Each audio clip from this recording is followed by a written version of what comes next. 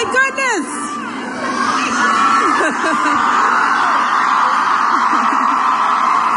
Oh, my goodness. Well, let's get started here.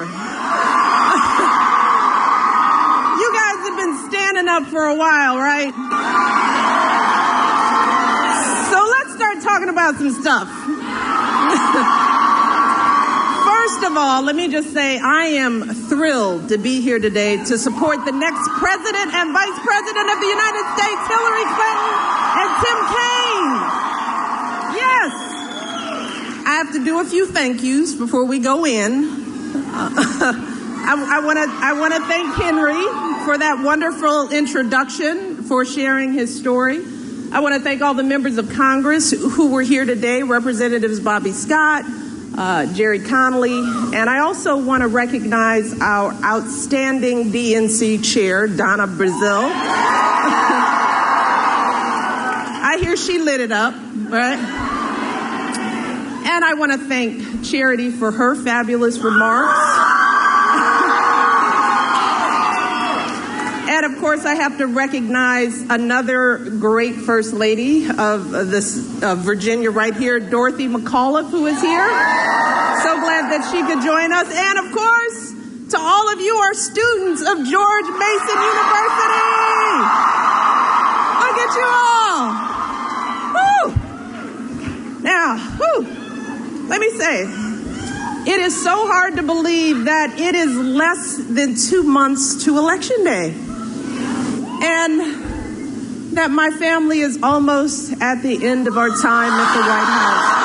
Yeah, it's almost time. And let me say, I have to say, no.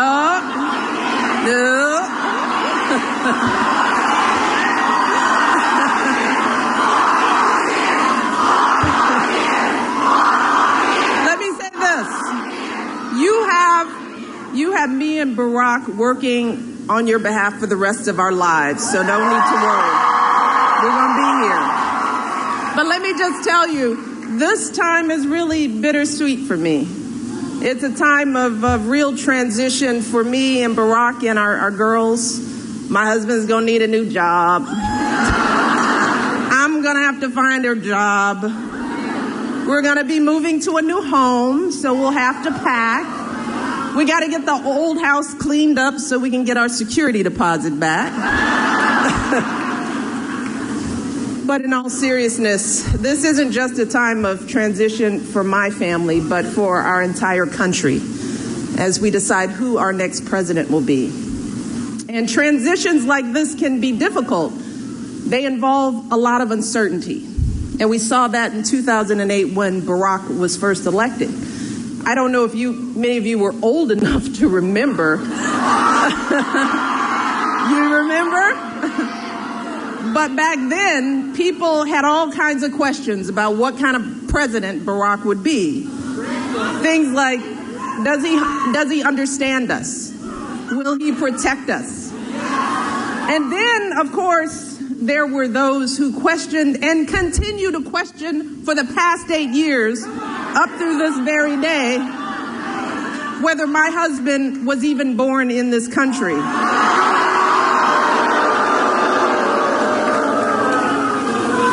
Well, during his time in office, I think Barack has answered those questions with the example he set by going high when they go low.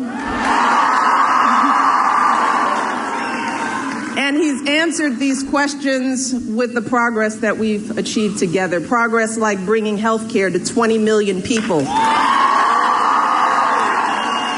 Creating 15 million private sector jobs. Helping millions of young people like all of you afford college. Expanding LGBT rights and marriage equality. So marriage equality is now the law of the land. And we just learned that last year, the typical household income rose by $2,800, which, by the way, is the largest one-year jump on record. And 3.5 million people were lifted out of poverty. That's the biggest one-year decrease in poverty in nearly 50 years. You hear me? All right.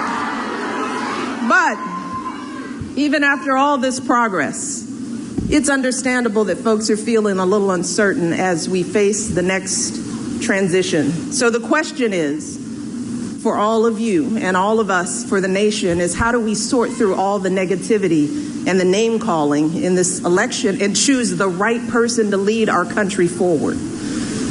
Well, as someone who's seen the presidency up close and personal, here's what I've learned about this job. First and foremost, this job is hard.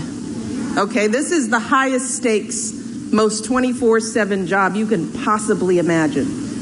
The issues that cross a president's desk are never easy. None of them. They're never black and white. I mean, just think about the crises this president has faced these last 8 years. In his first term alone, Barack had to rescue our economy from the worst crisis since the Great Depression. He had to make the call to take out Osama bin Laden. He had to work to stop millions of gallons of oil that were gushing into our Gulf Coast. He had to respond to devastating natural disasters like Hurricane Sandy and so much more. So when it comes to the qualifications we should demand in a president, to start with, we need someone who is going to take this job seriously. Someone who will study and prepare so that they understand the issues better than anyone else on their team. And we need someone not with good judgment, but with superb judgment in their own right. Because the president can hire the best advisors on earth, but let me tell you, 5 advisors will give 5 different opinions. And the president alone is always the one to make the final call. Believe me. We also need someone who is steady and measured. Because when you're making life or death, war or peace decisions, a president can't just pop off.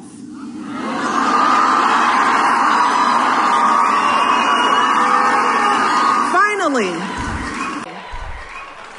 we need someone who's compassionate, someone who's unifying, someone who will be a role model for our kids,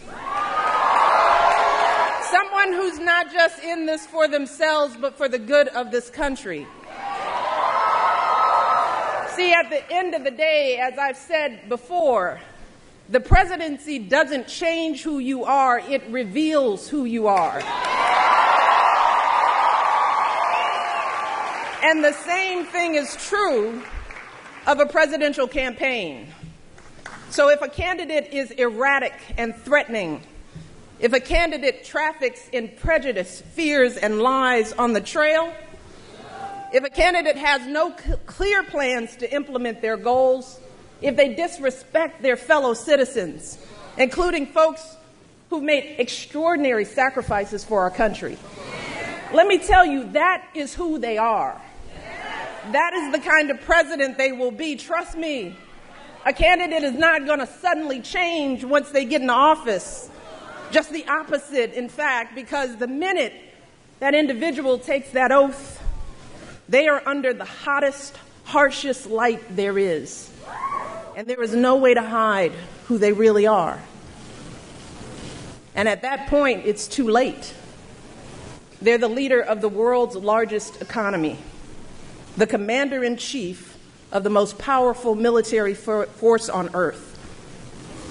With every word they utter, they can start wars, crash markets, change the course of this planet. So who in this election is truly ready for this job? Who do we pick?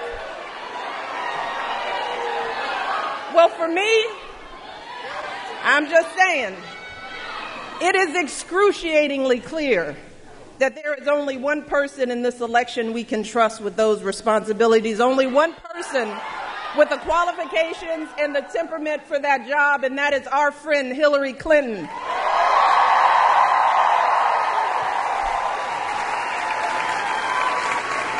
We know that Hillary's the right person because we've seen her character and commitment, not just on the trail, but over the course of her entire life. We've seen her dedication to public service. How after law school, she chose to be an advocate for kids with disabilities. She fought for children's health care as First Lady, for quality child care as a senator. And when she didn't win the presidency in 2008, she didn't throw in the towel. She once again answered the call to serve, keeping us safe as our Secretary of State. And let me tell you, Hillary has the resilience that it takes to do this job. See, because when she gets knocked down, she doesn't complain or cry foul. No, she gets right back up, and she comes back stronger for the people who need her the most. And here's what is also true, and I want you all to think about this. Hillary is one of the few people on this entire planet, and clearly the only person in this race who has any idea what this job entails, who has seen it from every angle. Hear me. The staggering stakes, the brutal hours, the overwhelming stresses. And here's the thing. She still wants to take it on. See, because she believes that she has an obligation to use her talents to help as many people as possible. That is why she's running. Now, let me tell you, that is what dedication looks like. That is what love of country looks like. So when I hear folks saying they don't feel inspired in this election, well, let me tell you, I disagree. I am inspired. Because for 8 years, I have had the privilege to see what it takes to actually do this job. And here's what I absolutely know for sure. Listen to this. Right now, we have an opportunity to elect one of the most qualified people who has ever endeavored to become president. Hillary has been a lawyer, a law professor, First Lady of Arkansas, First Lady of the United States, a U.S. Senator, Secretary of State. Do you hear me? See, that's why I'm inspired by Hillary. I'm inspired by her persistence and her consistency, by her heart and her guts. And I'm inspired by her lifelong record of public service. No one in our lifetime has ever had as much experience and exposure to the presidency. Not Barack, not Bill, as he would say, nobody. And yes, she happens to be a woman.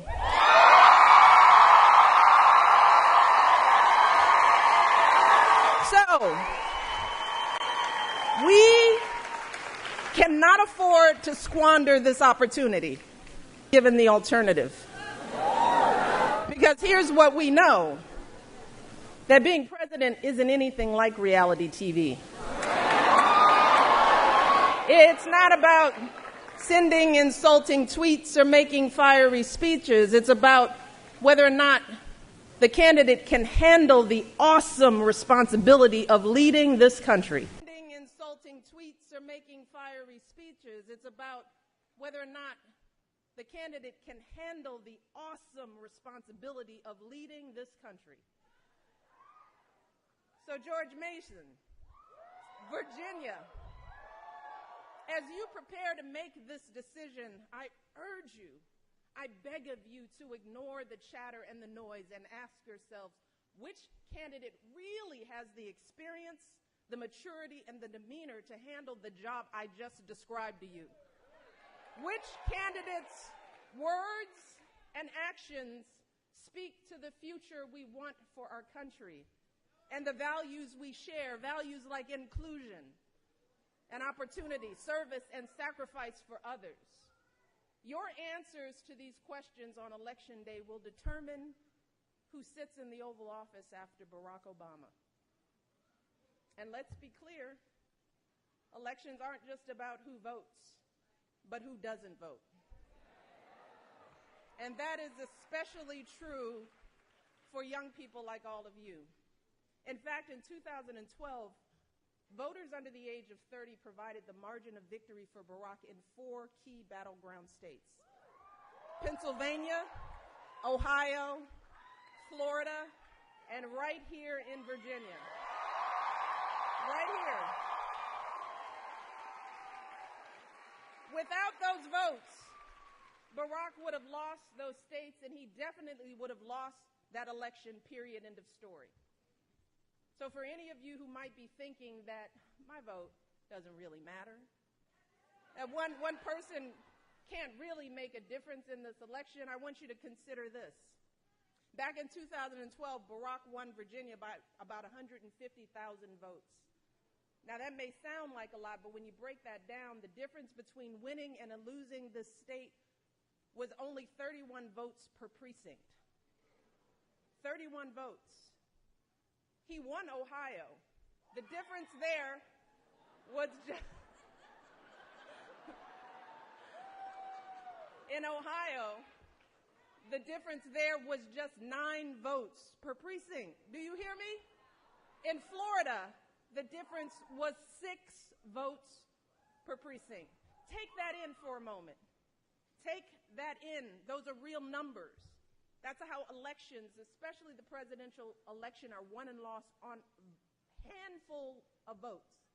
So there are plenty of states where each of you could swing an entire precinct and win this election for Hillary Clinton just by getting yourselves, your friends, and your few family members registered and out to vote.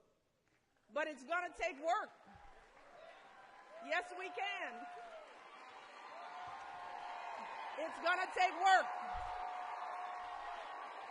It's going to take work. We can do this.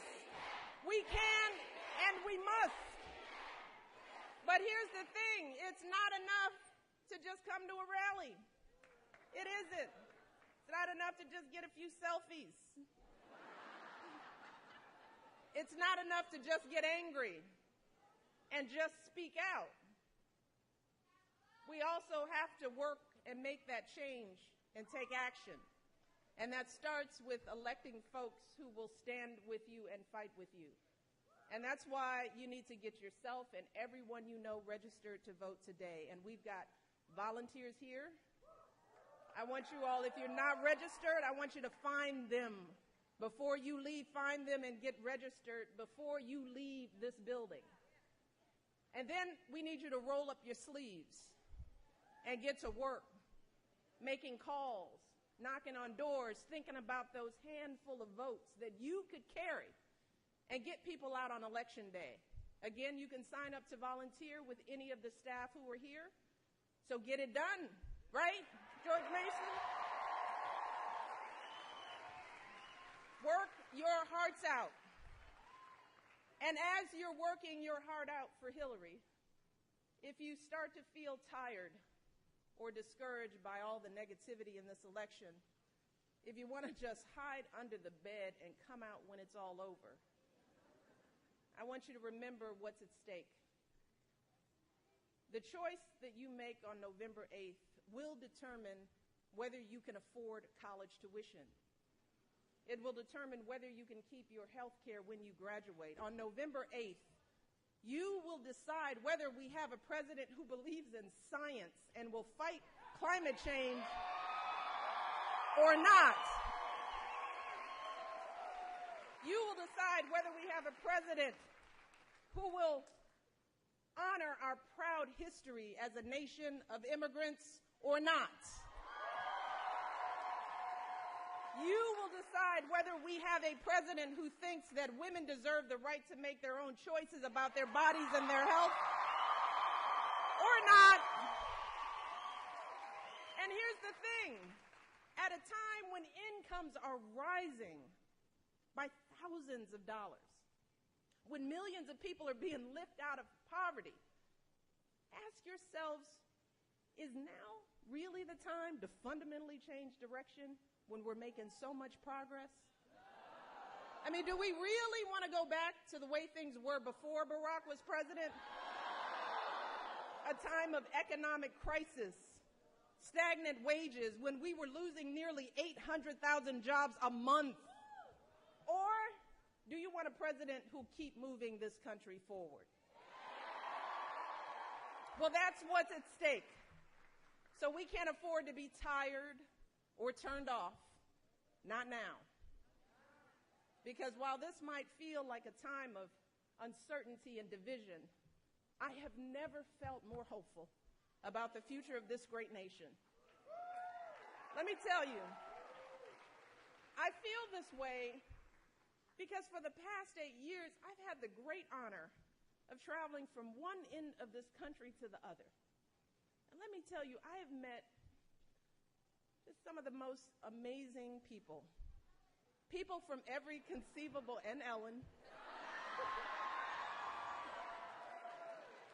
but people from every conceivable background and walk of life.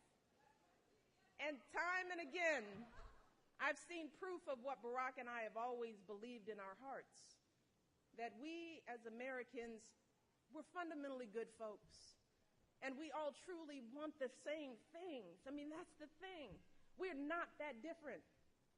Time and again, Barack and I have met people who disagree with everything we've ever said, but they still welcome us into their communities. They keep their minds open, willing to listen. And while we might not always change each other's minds, we always walk away reminded that we're really not that different. Folks in this country are working long hours to send their kids to college, just like my mom and dad did for me. They're helping raise their grandkids, just like Barack's grandparents did for him. They're teaching their kids the exact same values that Barack and I are trying to teach our girls, that you work hard for what you want in life, and you don't take shortcuts, that you treat people with respect, even if they look or think differently from you, that when someone is struggling, you don't turn away, and you certainly don't take advantage. No, you imagine walking a mile in their shoes, and you do what you can to help, because that's what we do in America. We live in a country where a girl like me from the south side of Chicago, whose great-great-grandfather was a slave, can go to some of the finest universities on earth. We live in a country where a biracial kid from Hawaii named Barack Obama, the son of a single mother, can become president. A country that has always been a beacon for people who have come to our shores and poured their hopes and their prayers and their back-breaking hard work into making this country what it is today. That is what makes America great. Don't ever forget it. And here's the thing. I know in my heart that we deserve a president who can see those truths in us. A president who believes that each of us is part of the American story and we're always stronger together. We deserve a president who can bring out what is best in us, our kindness and decency, our courage and determination, so we can keep on perfecting our union and passing down those blessings of liberty to our children. Let me tell you this, I have never been more confident that Hillary Clinton will be that president. So here's what I'm pledging. From now until November, I'm going to work as hard as I can to make sure that Hillary and Tim Kaine win this election. I need your help to do that as well. Are you with me? I can't hear you. Are you with me? You're going to roll up your sleeves. You got to get to work. Make it happen. Virginia will make the difference in this election. Are you ready, Virginia? Thank you all. God bless.